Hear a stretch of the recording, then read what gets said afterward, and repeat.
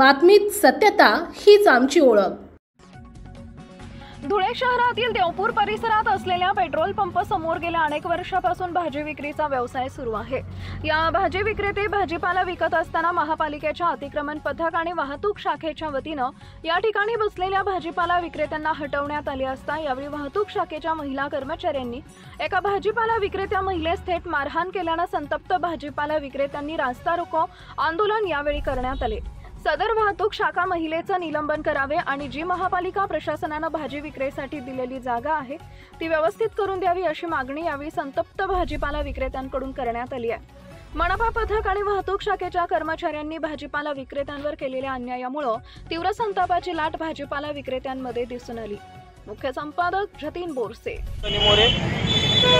अनेक वर्षापासून फळभाजी विक्रेते इथे धंदा करताय, बरोबर। तर आज पोलीस प्रशासन इथे आलं, ते लोक त्यांच्या रस्त्याच्या साईडला व्यवस्थित त्यांच्या पद्धतीने धंदा करताय। पोलीस प्रशासन आलं, एका महिलेला अतिशय क्रूरपणे मारहाण झालेली आहे। तर आमची प्रमुख मागणी एकच आहे, ज्या पोलीस भगिनीने आमच्या भगिनीला आई बहिणीला मारलेलं आहे तर त्यांचं लवकरात लवकर निलंबन व्हावं, त्यांच्यावरती गुन्हा दाखल व्हावा ही आमची प्रमुख मागणी आहे। आणि त्यानंतर जी जागा आम्हाला पालिका प्रशासनाने करून दिलेली होती त्या जागेमध्ये अक्षरशः गुडघ्या एवढं पाणी साचतंय, त्यामुळे आम्ही त्या लोकांचा आणि तिथे कोणीच भाजीपाला घ्यायला येत नव्हता, लोकांचा भाजीपाला अक्षरशः रस्त्यावरती फेकावा लागत होता।